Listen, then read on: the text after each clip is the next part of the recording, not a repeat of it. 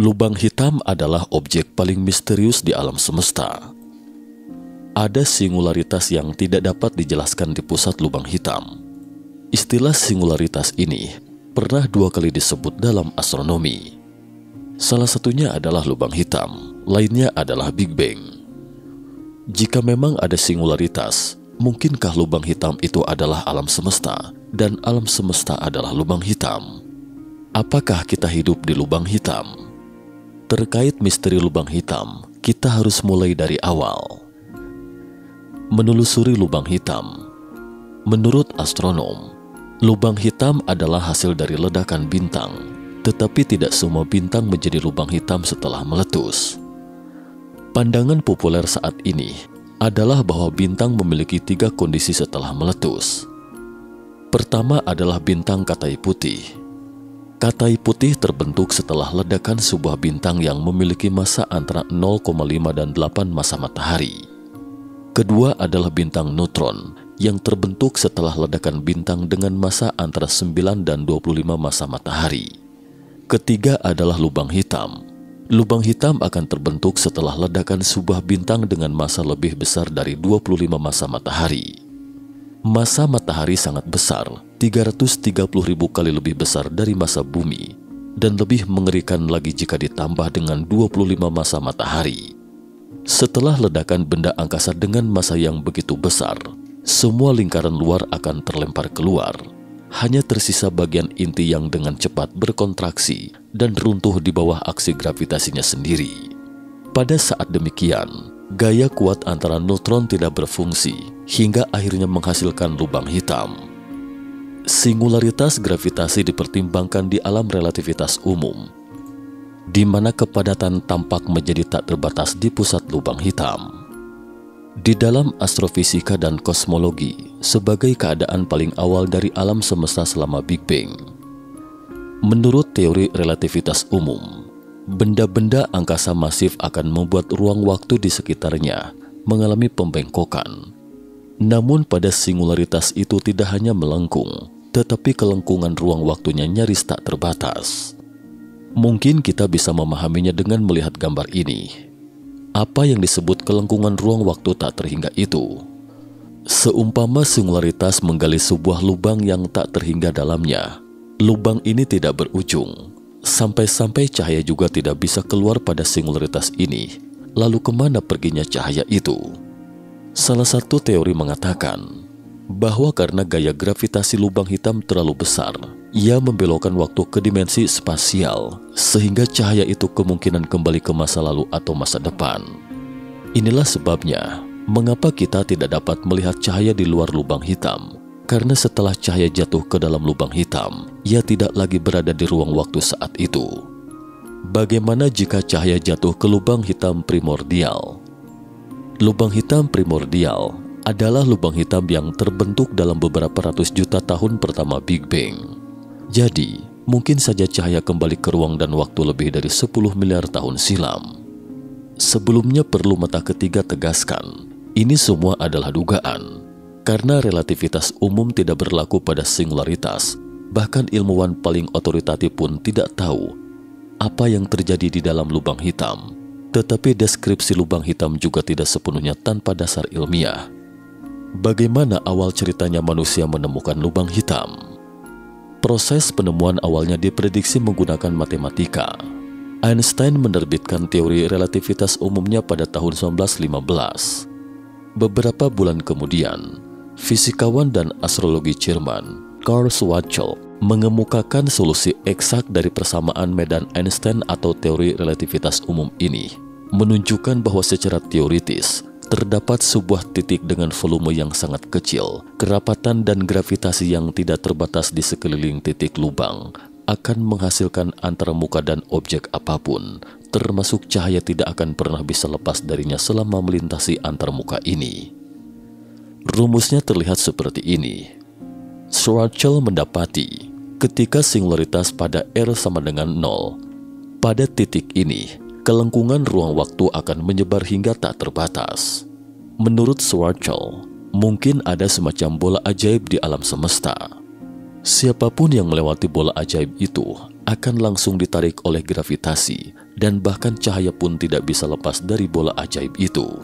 Schwarzschild meninggal beberapa bulan kemudian, tepatnya 11 Mei 1916 di Potsdam, Jerman, sehingga dia belum sempat merinci lebih lanjut temuannya tersebut. Segera setelah itu, ilmuwan lain mendapati bahwa bukan hanya satu solusi dalam persamaan ini yang aneh, tetapi kedua penyelesaian persamaan tersebut juga aneh. Ketika R sama dengan 0 dan R sama dengan Rs, ini menunjukkan bahwa kedua solusi tampak seperti singularitas. Bagaimana mungkin lubang hitam memiliki dua singularitas? Ilmuwan baru mengerti setelah beberapa dekade kemudian. Ternyata kedua solusi ini mewakili dua tempat paling misterius dari lubang hitam, singularitas dan horizon peristiwa. Horizon peristiwa adalah perbatasan dalam ruang waktu, suatu daerah di sekitar lubang hitam, yang di dalamnya peristiwa-peristiwa tidak dapat memengaruhi pengamat yang berada di luar. Dengan kata lain, pengamat luar tidak dapat mengamati peristiwa apapun di horizon atau ufuk peristiwa.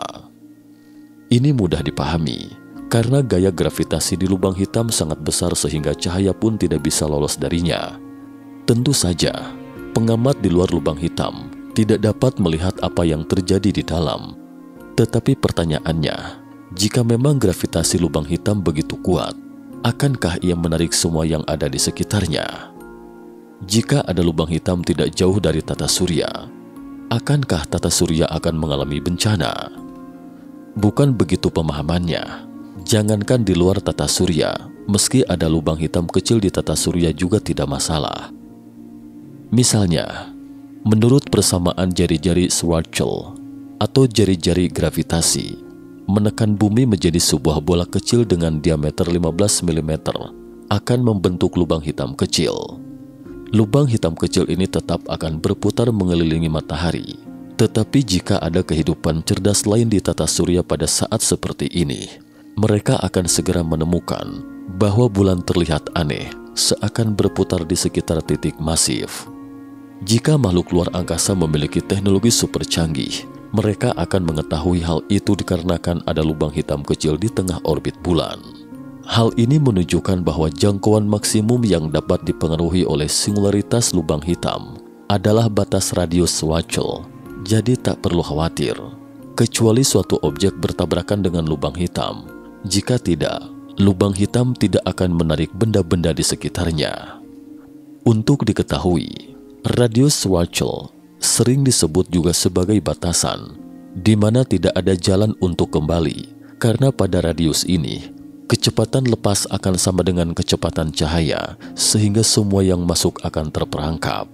Batasan tersebut disebut juga sebagai horizon peristiwa, yang berada pada permukaan bola yang jari-jarinya sama dengan radius Schwarzschild. Berikut mari kita ulas sejenak tentang pengamatan astronomi yang sesungguhnya. Ada beberapa bukti yang mengkonfirmasi keberadaan lubang hitam. Pertama, adalah lensa gravitasi. Suatu lensa gravitasi terbentuk ketika cahaya dari sumber yang sangat jauh dan terang, seperti kuasar, dibelokkan di sekitar objek yang sangat besar seperti gugusan galaksi di antara benda sumber cahaya dan pengamat. Lensa gravitasi merupakan salah satu prediksi dalam teori relativitas umum Einstein.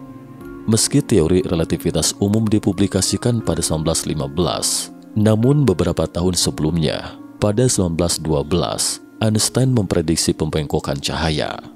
Einstein bukanlah ilmuwan pertama yang menemukan pembengkokan cahaya. Fisikawan Rusia, Orest Chwolson, adalah orang pertama yang menyebutkan efek cincin dalam literatur ilmiah pada tahun 1924. Itulah sebabnya cincin itu juga disebut sebagai cincin Einstein-Chwolson. Astronom menemukan dua galaksi yang sama ketika mengamati konstelasi Ursa Major. Kita pernah mendengar tentang teori bintang kembar, tetapi tidak pernah mendengar teori galaksi kembar. Para ilmuwan pun dibuat tercengang takjub. Pelensaan gravitasi ditemukan setelah penelitian yang cermat karena ada objek masif yang tak terlihat antara bumi dan galaksi yang jauh. Cahaya akan membiaskan banyak gambar ketika melewati benda angkasa ini, sama seperti prinsip pencitraan lensa. Jadi tidak ada galaksi kembar sama sekali, hanya dua gambar dari satu galaksi. Para astronom menyimpulkan bahwa objek besar di tengah itu adalah lubang hitam. Kedua adalah kuasar. Kuasar adalah fenomena yang sangat misterius di alam semesta. Kuasar merupakan inti galaksi aktif yang sangat energik. Objek ini memancarkan energi yang sangat besar dan terang. Kuasar ini kemungkinan besar adalah lubang hitam. Bukankah lubang hitam itu hitam? Kenapa bisa memancarkan cahaya yang begitu terang? Ternyata lubang hitam ini terus menelan materi tiada henti, misalnya bintang, dan sebagian materi bintang yang membentuk piringan akresi besar yang berputar dengan kecepatan tinggi di sekitar lubang hitam akan menghasilkan sejumlah besar cahaya. Materi yang tersedot di sisi dalam piringan akresi di dekat horizon, peristiwa akan menghasilkan radiasi energi yang sangat besar dan membentuk pancaran materi. Ini semua adalah cahaya dari kuasar. Menurut model teoritis baru di komunitas astronomi dalam 10 tahun terakhir, bahwa ada lubang hitam supermasif di pusat setiap galaksi, seperti kuasar di pusat Bima Sakti kita. Lubang hitam ini adalah Sagittarius A. Diameter Sagittarius A diperkirakan sekitar 44 juta kilometer, sedangkan diameter matahari sekitar 1,4 juta kilometer. Diameter lubang hitam ini setara dengan 31,5 kali diameter matahari. Masanya setara dengan 4,1 juta massa matahari.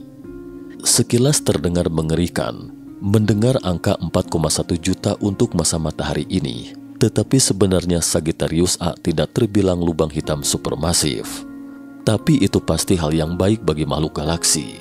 Jika ada lubang hitam supermasif di pusat Bima Sakti, sejumlah besar sinar kosmik akan menyinari bumi dan mungkin tidak akan menghasilkan kehidupan.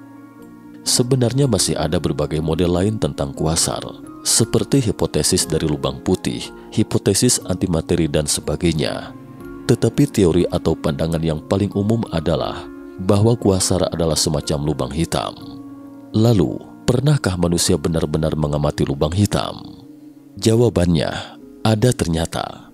Pada 10 April 2019 lalu, para ilmuwan dan insinyur dari 32 negara dan wilayah di seluruh dunia bekerja sama mengabadikan lubang hitam pertama yang diamati dalam sejarah manusia, pusat galaksi dari galaksi elips Messier 87. Lubang hitam ini sangat besar, 1000 kali dari ukuran pusat galaksi Bima Sakti. Foto ini sangat berharga.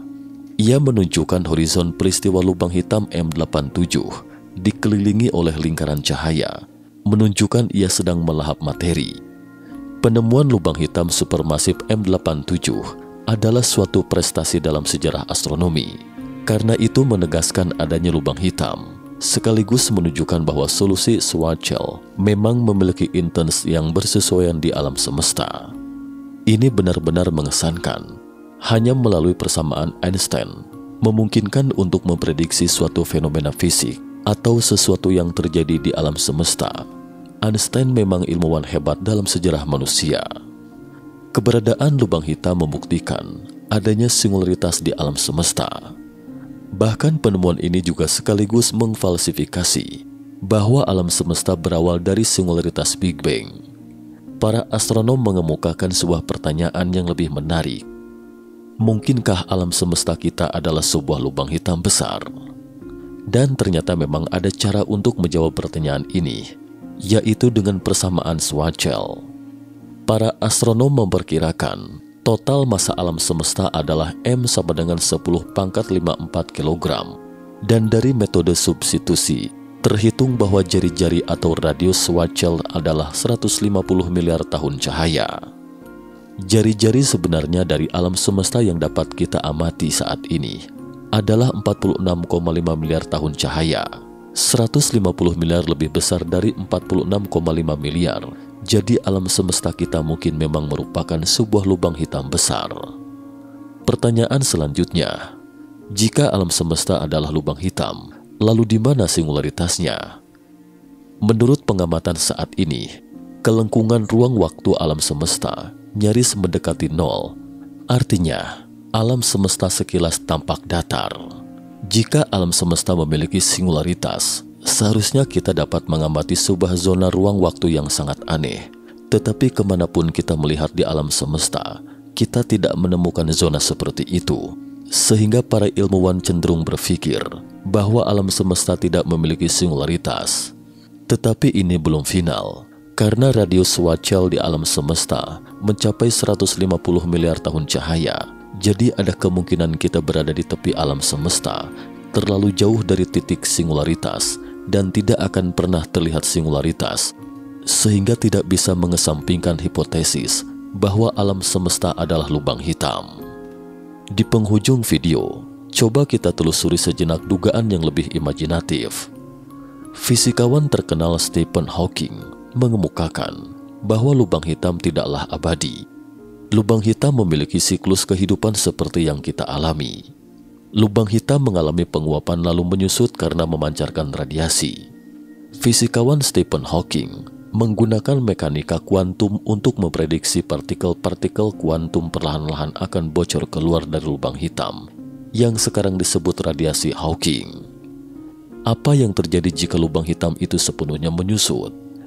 Beberapa orang berpikir bahwa horizon peristiwa akan lenyap, lubang hitam akan meninggalkan singularitas telanjang.